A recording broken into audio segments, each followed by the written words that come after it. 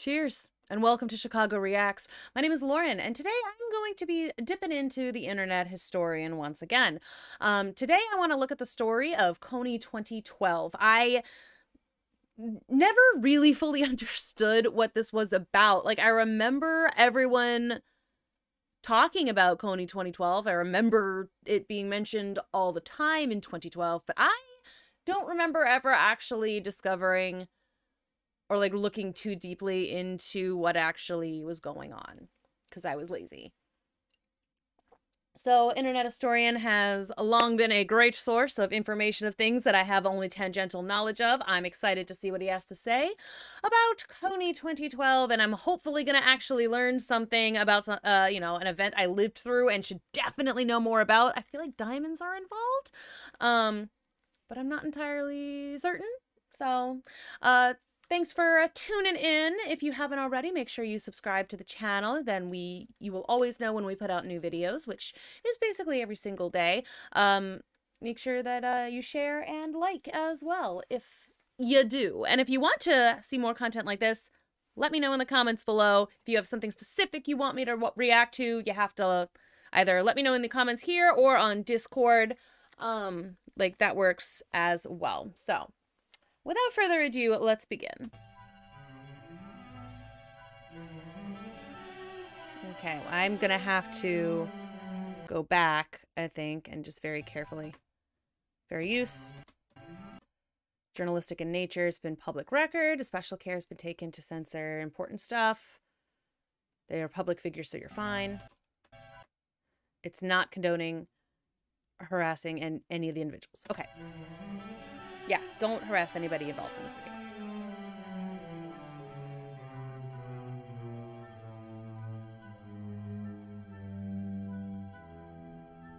Kony2012 is the story of a man, Jason Russell, and his relentless quest to stop Ugandan warlord, Joseph Kony.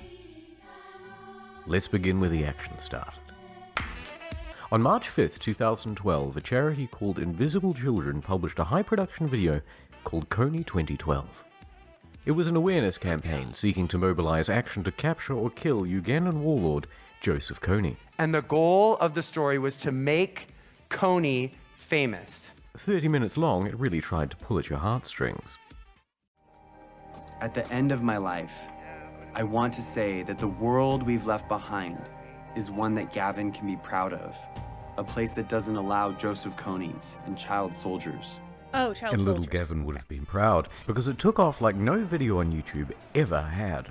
We wanted 500,000 views in the whole year of 2012.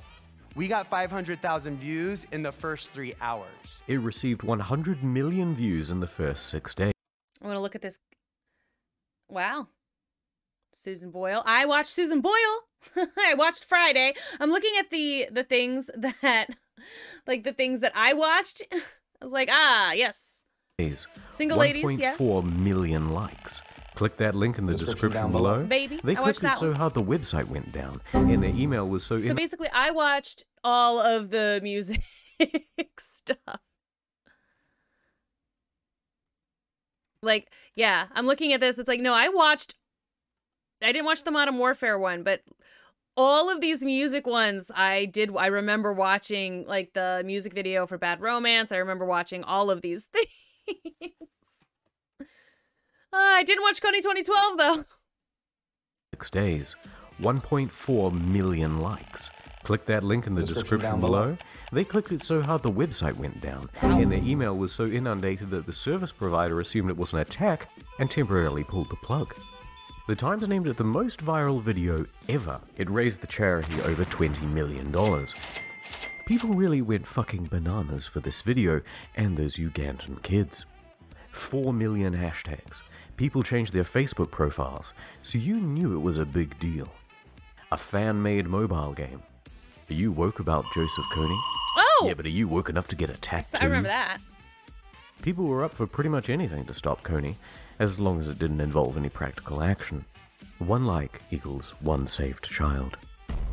But who is Joseph Kony and what's all the fuss? Well, he's the leader of the Lord's Resistance Army, LRA. My God, you're greasy. And he really is one of the most evil people living today. Imagine the worst crime you can think of committing, and he'll have done it thousands of times over. Takes children, makes them kill their parents and eat their parents. The surviving girls will be kept as sex slaves, and the boys conscripted into the LRA as child soldiers. I know, it's kind of a bummer. It's all part of a civil conflict that's been going on for 30 years. We'll get into the details later, but for now, consider this our one-dimensional bad guy. Okay. And here's our protagonist, Jason Russell, the figurehead of Kony2012 and Invisible Children. He's a devout Christian, stereotypically Californian, I do consider myself a refined valley dude. but he has a bad boy side too. So it all starts in 2003 when, as a naive and aspiring filmmaker, he goes to Uganda with two friends in search of a story. While driving through a rural village, A car was shot in front of us by a rebel army who... Okay, a bit misleading. It was a car that had taken the same road earlier that day, and they weren't there to witness it. That reminds me of a time that my friend and I were driving, and we witnessed the aftermath of a shootout, driving down the street. You know, we were driving past this car, and like there was a couple of police officers still just standing around, and the car itself was pulled over to the side. But it was like the windows on the driver's side and the driver right behind the driver's side were shot out. Like they were shattered, but like there were actual bullet holes in the all up and down the side of the car, and like the seat was all the way pushed back, the driver's seat. And so I don't know if that had happened earlier or not, but I was like, oh, okay, all right. Yep, there we go. Bullet holes all up and down that car. who was led by a guy named Joseph Kony. they drive to a city for safety and find this. Turns out it's part of a nightly routine. Kids live in the villages, but commute to the city to sleep there to avoid being kidnapped in midnight raids by the LRA. Thousands and thousands of kids, without an adult in sight. Jason had found his story. And a cause. It must have made a real impression on him, because for the next 10 years he dedicated himself, almost exclusively, to trying to improve things in Uganda and stop Kony. Kony2012 was the culmination, but in the preceding years he tried a bunch of other schemes. This. The Bracelet Campaign. This. Twice daily broadcast about where the LRA is and where they're active. And this. Do what we always do. Dance. This is all real. That's horrifying. We're on a mission, put Uganda deep inside your mind. It needs attention and a dance to make it sparkle and shine.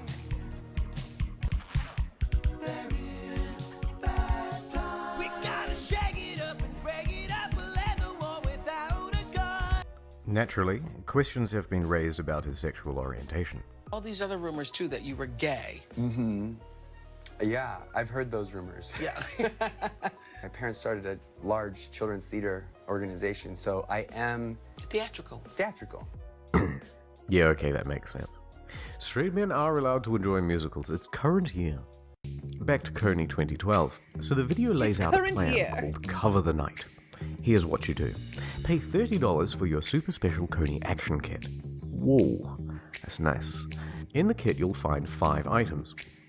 Button, bracelet, stickers, shirt, and these posters. Okay, Then, that's not actually on a bad April price. 20th, in the dead of night, go out and vandalize your town with awareness. And wake up to hundreds of thousands of posters demanding justice on every corner. It was going to be amazing. Everyone was on board. The countdown to April 20th had begun. I imagine and all nothing Jason and Co happened. had to do was keep the momentum going and not fuck it up. The new way to move the world to action. But this movie is not without critics. Critics say the film manipulates the facts. Simplifying the story. Oversimplifying a wildly complex issue. message is too late. Joseph Kony and his forces have been significantly reduced. Pro-war activism. Utterly naive to By next week, this will be a passing These fad. white Westerners sort of getting on a bandwagon, and actually they haven't got a clue what they're talking about. A day or two later, the heady excitement gave way to more down-to-earth analysis. Media commentators started making scathing critiques of the video. And testimony from Uganda wasn't entirely positive either. It's unfortunate that we can have people who are merchandising, but using people's problems. Then it got really serious.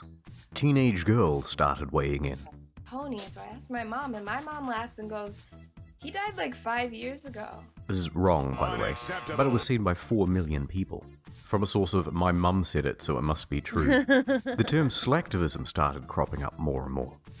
Legitimate questions were asked. How will the money donated be spent? That invisible children would send would have to go to the Ugandan military. Why did you put your son in the film? You know, why would you put your son in the film? You know, why did you put yourself in the film? It was questions about our sincerity.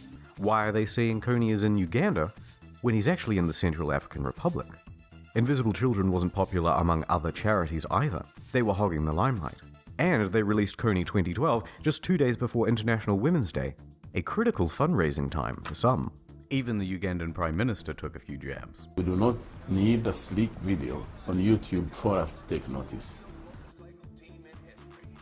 Once people started feeling misled, they turned against the organization and squared the blame on one person. The pressure was building. Online backlash and a hectic schedule was starting to take a toll. My phone was getting 10 text messages every second. It was just... Millions of supporters on one side, millions of critics on the other. On and on and on. Make Kony famous? Well, it made Jason famous too. And the pressure kept increasing.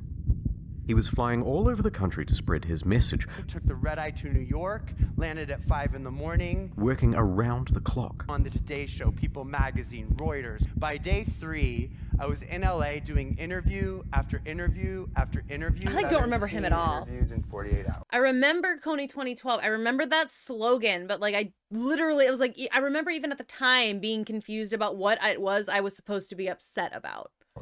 Wow. He was sleeping less and becoming more erratic. Not being able to sleep, not being able to stop my racing mind. Criticism from every direction. Then it was like, you're the worst.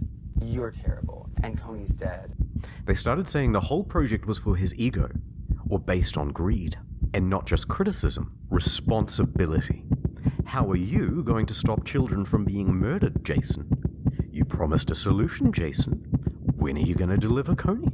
At the end of that day, my mind was exhausted. To release the pressure, he and his family tried to take a couple of days off by going to Palm Springs. But people recognized him there too.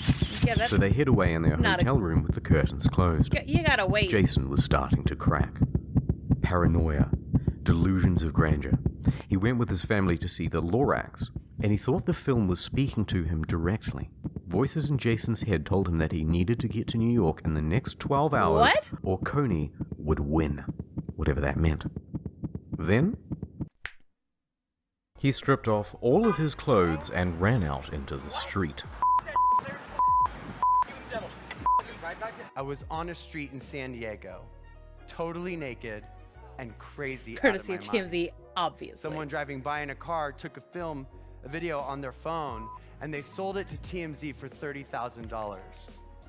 And then my naked and crazy mess went viral as well. Some have said that he was jacking it, and that he was on drugs. Neither is true. It's just a very distressed man having a mental episode. Full breakdown. Did I hear that too? No one who was there ever said that that was happening. Yeah. I'm naked, so it's not a far extension of, imagination. He was taken to the hospital, not jail. Police say when they showed up, they didn't see any of that and was taken to a local medical facility that he was not arrested, though. And there, he thought the staff... Oh, wow. This guy had a full-on paranoid breakdown. That's really sad. Like, especially if... And again, I don't remember much about any of this, but like if he really did truly just have best interests of some kids he saw, and he didn't get the whole story, maybe, I don't know, but like it's like, oh, that's kind of rough. For trying to kill him. Just one of those things where I'm like, I don't believe what you're saying. You're trying to kill me. He ran around in his underwear, kicking in doors until eventually he was subdued and sedated. Did you come back to yourself as you know yourself? 2 weeks. 2 weeks? Wow. 2 weeks, whoa. Yeah. Later on, one Sharona Reed tried to sue Mr. Russell for the trauma of having to see him do naked calisthenics. As far as I can tell, though, that lawsuit went nowhere. Good. Can you think of anything else that's worse than running around naked going like this on TMZ? Well, yeah, maybe one thing. Oh, I was thinking like maybe some of the stuff that these kids supposedly are dealing with in frickin' Uganda under this warlord guy. That might be worse. While all of this was happening, the countdown to the day of action was still ticking. Thousands of kits had been sold. Get ready for an awareness campaign so effective you'll think you're living in Uganda. The kids rolled out into the street. Selfie sticks and posters ready. Let's do it. Let's save those kids. We're changing the world. Oh, God, yes.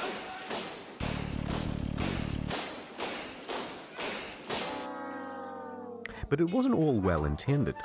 Some took it as a chance to vandalize their neighborhood with impunity. I kind of thought nothing would happen. Clean up the mess. And despite the impression you might get from this fancy montage, the turnout was abysmal. Here are some figures. Toronto, 50,000 people registered. Real attendance? 50. Sydney, 18,000 people registered. Real attendance? 12. Montreal, 4,800 registered. Real attendance? 0. Instead, they cancelled their event and put up a post calling Invisible Children a fraud organization. This is what 4 million Kony hashtags gets you. Wow. Now, I bet That's you what I know was like. where Invisible Children, that? Jason Russell, and Kony are now. But before I tell you that, I want to go on 2 quick tangents of things I found while researching. In the Kony2012 video, you'll see this guy, Louis Marino Ocampo, Chief Prosecutor for the International Criminal Court. This would be the organization that charges Kony if he was ever caught. Well, in 2017, a bunch of Louis' emails were leaked, and they detailed one hell of a caper to catch Kony and bring him to justice. I'm not making any of the following up, right? Here's the plan. Lure Kony out of the jungle with Brad Pitt and Angelina Jolie as bait. Straight from a Hollywood movie, Angelina Jolie and Brad Pitt attempting to arrest an African warlord. So it would go, the A-list couple would fly to the edge of the jungle where Kony is hiding and call him up with an invitation to dinner. Kony, starstruck, would of course say yes. He'd show up, presumably bottle of wine in hand and ready to mingle. Then, imagine his shock. It was a trap all along. Special forces would pop out from behind the salad bar and get their guy. One idea appears to have been for Angelina Jolie to lure him to a private dinner where he would be arrested. It was a foolproof plan, but unfortunately, it was never realized. Once Miss Jolie stopped responding to Louis' weird emails, Ocampo approached George Clooney for use of his spy satellite. The chief prosecutor had also attempted to recruit George Clooney in a plot to fly spy satellites over Libya. Yes, that's correct. George Clooney partnered with a satellite company to spy on al-Bashir of Sudan. Okie doke. Anyway, he responded that the satellite wasn't powerful enough, so then Ocampo moved on to his backup date, Sean Penn, whom he invited to the UN security meeting in South Sudan. He just wants to meet celebrities, I think. And there were some people having fun with Kony2012 as well. Turns out Kony looks a lot like Carl Weathers in the movie Predator. So an idea was formed. Take this screenshot from Predator, post it on Facebook and say how great he is without mentioning the name. Then wait for some slacktivists to immediately assume it's Joseph Kony. Then you call them racist. It was good for a few minutes of fun. Then they tried it on the official meetup pages. Promptly deleted. And we're back. So get a load of this total car crash, dumpster fire, shitstorm, diaper hurricane, am I right, guys? Well, no. Despite all the mishaps and poor turnout, Kony2012 was a massive success. I mean, like, I The goal heard was about to it. make an obscure warlord in rural Uganda a household name.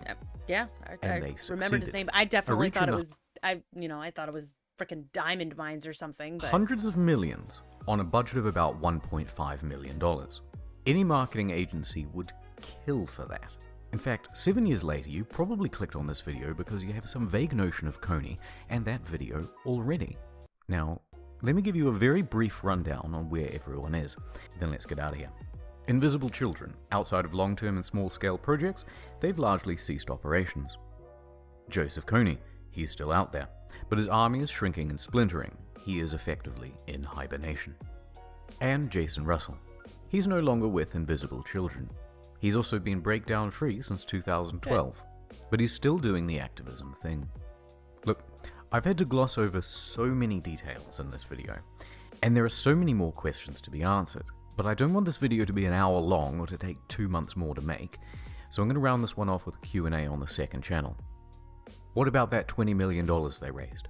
Why didn't the US military or the Ugandan military ever just bomb the shit out of Kony? What did Kony have to say about the video? All of these questions, and a ton more, plus any questions you may have of your own.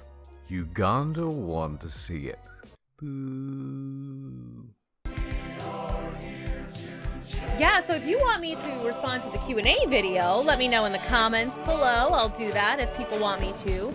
I'm glad to have like now an actual recollection of what this incident was. Remember Ugandan knuckles?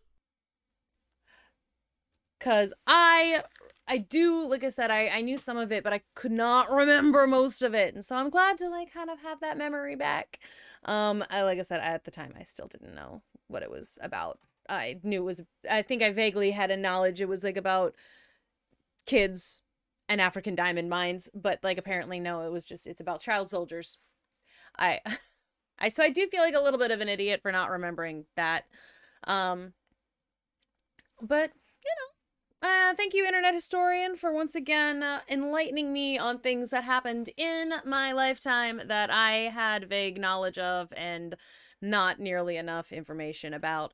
Like I said, if you want me to react to the Q&A that he did on the second channel that like continues the story, let me know and I'll react to that. And if no one wants me to, I'm probably just gonna watch it by myself because I'm curious. If you liked this video, make sure you let us know by hitting that thumbs up and subscribing to the channel. If you haven't already, make sure you leave a comment letting us know what we should react to next. And if you want to join the Discord, that is in the link below. And if you feel the desire, we would also really appreciate it if you join our Patreon. We really can't do it without you. You get some early content, especially with the anime and the movies and TV. You get those unedited reactions. You can participate in polls. Lots of fun little perks if you become a patron. Thank you very much for watching. I will see you in the next one. And until then, cheers.